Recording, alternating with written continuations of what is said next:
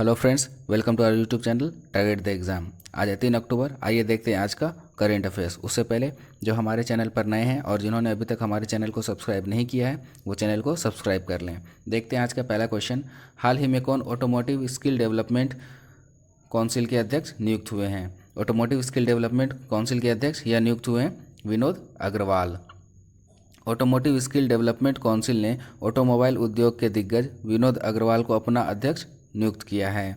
अग्रवाल, जो वर्तमान में वीई कॉमर्शियल व्हीकल लिमिटेड के प्रबंध निदेशक और सीईओ हैं, यह निकुंज सांघी की जगह लेंगे, जो 4 साल तक सेवा देने के बाद एएसडीसी छोड़ देंगे। एएसडीसी की स्थापना 1 दशक पहले की गई थी और इसे केंद्र सरकार और राष्ट्रीय कौशल विकास निगम के साथ शीर्ष उद्योग संघों जैसे SIAM, ACMA, FADA द्वारा बढ़ावा दिया जाता है। यह ऑटो उद्योग के लिए एक क्षेत्र कौशल परिषद है जिसका उद्देश्य है ऑटोमोटिव उद्योग के विकास और प्रतिस्पर्धा को बनाए रखने के लिए देश को आत्मनिर्भर बनाना। हाल ही में कौन इंडियन सोसाइटी ऑफ एडवर्टाइजर्स के अध्यक्ष चुने गए हैं? इंडियन सोसाइटी ऑफ एडवर्टाइजर्स के अध्यक्ष ये चुने गए हैं सुनील कटारिया।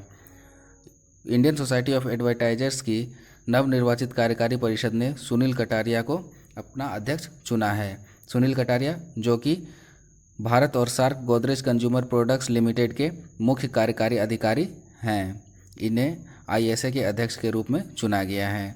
सुनील ने पिछले 5 वर्षों में साथी कार्यकारी परिषद के सदस्यों, ISA सदस्यों और अन्य उद्योग निकायों से समर्थन प्राप्त करने के लिए सोसाइटी का नेतृत्व किया है। ISA पिछले 69 सालों में विज्ञापन दाताओं के लिए एक मजबूत आवाज़ के रूप में शीर्ष राष्ट्रीय निकाय है।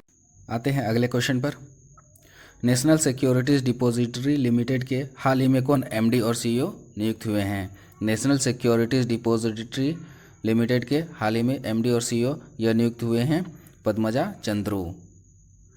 पद्मजा चंद्रू, जो नेशनल सिक्योरिटीज़ डिपॉजिटरी लिमिटेड के प्रबंध निदेशक और मुख्य कार्यकारी अधिकारी के रूप में नियुक्त किया गया है, उन्होंने NSDL के MD और CEO के रूप में GV नागेश्वर राव की जगह ली है। भारत में 2 डिपॉजिटरी हैं, अर्थात नेशनल सिक्योरिटीज़ डिपॉजिटरी और सेंट्रल सिक्योरिटी डिपॉजिटरी लिमिटेड। दोनों डिपॉजिटरी में हमारी वित्तीय प्रतिभूतियाँ हैं। पद्मजा चंद्रू आंध्र विश्वविद्यालय से वाणिज्य में स्नातकोत्तर हैं। उन्हें बैंकिंग क्षेत्र में लगभग 37 वर्षों का अनुभव है। हुरून इंडिया रिच लिस्ट में कौन शीर्ष स्थान पर है? हुरून इंडिया रिच लिस्ट में शीर्ष स्थान पर मुकेश अंबानी हैं। रिलायंस इंडस्ट्रीज के चेयरमैन मुकेश अंबानी ने लगातार 10वें वर्ष IIFL wealth Hurun India rich list में टॉप किया है। 2021 में उनकी कुल संपत्ति 7,18,000 करोड़ रुपये दर्ज की गई थी। इस बीच में अदानी समूह के अध्यक्ष गौतम अदानी 5,05,900 करोड़ की संपत्ति के साथ दूसरे स्थान पर हैं। शिव नाडर और HCL प्रौद्योगिकी का परिवार 2,36,600 करोड़ की संपत्ति के साथ सूची में तीसरे स्थान पर है। नजला बोर्डेन रोमधाने हाल ही में किस देश की प्रथम महिला प्रधानमंत्री नियुक्त हुई है? नजला बोर्डेन रोमधाने यह ट्यूनीशिया की प्रथम महिला प्रधानमंत्री नियुक्त हुई है। ट्यूनीशिया के राष्ट्रपति सैयद कैस ने भूविज्ञान नजला बोर्डेन रोमधाने को देश की पहली महिला प्रधानमंत्री नामित किया है। रोमधाने ट्यूनिस में नेशनल स्कूल ऑफ इंजीनियर्स में भूविज्ञान की प्रोफेसर हैं। प्रधानमंत्री के रूप में उनकी नियुक्ति से पहले उन्हें विश्व बैंक के साथ कार्यक्रमों को लागू करने के लिए उच्च शिक्षा और वैज्ञानिक अनुसंधान मंत्रालय सौंपा गया था। हाल ही में रुपिंदर पाल सिंह ने संन्यास ले लिया। वह किस खेल से संबंधित थे? तो रुपिंदर पाल सिंह यह हॉकी से संबंधित थे, जिन्होंने हाल ही में संन्यास ले लिया। ओलंपिक कांस्य पदक विजेता भारतीय हॉकी खिलाड़ी रुपिंदर पाल सिंह ने युवा और प्रभावशाली खिलाड़ियों के लिए रास्ता बनाने के लिए अंतर्राष्ट्रीय हॉकी से संन्यास की घोषणा की है। 30 वर्षीय रुपिंदर ने अपने 13 साल के हॉकी करियर में 223 मैचों में भारतीय हॉकी टीम का प्रतिनिधित्व किया।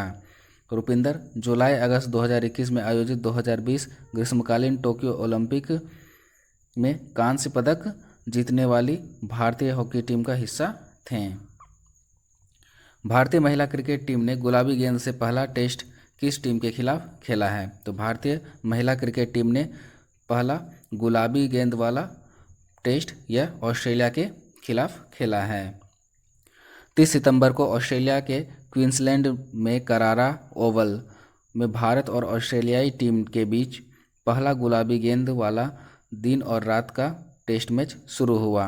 बीसीसीआई और क्रिकेट ऑस्ट्रेलिया आगे चलकर पूरी सीरीज में एक टेस्ट मैच खेलना चाहते हैं। भारतीय टीम का नेतृत्व मिताली राज कर रही हैं। ऑस्ट्रेलिया ने 2017 में सिडनी में महिला एशेज के दौरान इंग्लैंड के खिलाफ पहला गुलाबी गेंद टेस्ट खेला था। दोनों टीमों ने आखिरी बार 2006 में एडिलेड में एक टेस्ट खेला था जब ऑस्ट्रेलिया ने जीत हासिल की थी। सिर्फ झूलन गोस्वामी और मिताली राज हैं जिन्होंने वो टेस्ट मैच खेला था। आते हैं अगले क्वेश्चन पर। Chronicle from the land of happiest people on the earth पुस्तक के लेखक कौन हैं? Chronicle from the land of happiest people on the earth पुस्तक के लेखक ये हैं वोले सोइंका। वोले सोइंका द्वारा लिखित Chronicle from the land of the happiest people on earth नामक एक उपन्यास जारी किया गया है। वोले सोइंका साहित्य में अफ्रीका के पहले नोबेल पुरस्कार विजेता हैं। उन्होंने 1973 में अपना अंतिम उपन्यास सीजन ऑफ एनोमी लिखा था। वह लगभग 50 वर्षों के बाद एक नए उपन्यास के साथ लौट रहे हैं। उनके उल्लेखनीय नाटकों में the Jero plays, the road, the lion and the jewel, madman and specialists और फ्रॉम जिया विद लव शामिल है। हाल ही में कहाँ दुनिया का सबसे बड़ा खादी राष्ट्रीय ध्वज का उद्घाटन किया गया? दुनिया का सबसे बड़ा खादी राष्ट्रीय ध्वज इसका उद्घाटन लेह में किया गया। महात्मा गांधी की 152वीं जयंती के अवसर पर 2 अक्टूबर 2021 को लेह में दुनिया का सबसे बड़ा खादी राष्ट्रीय ध्वज स्थापित किया गया। ध्वज का उद्घाटन लद्दाख के उपराज्यपाल आर.के. माथुर ने किया। 225 फीट लंबे और 150 फीट चौड़े तिरंगे का वजन करीब 1000 किलोग्राम है। इसे भारतीय सेना की 57 इंजीनियर रेजिमेंट ने तैयार किया है।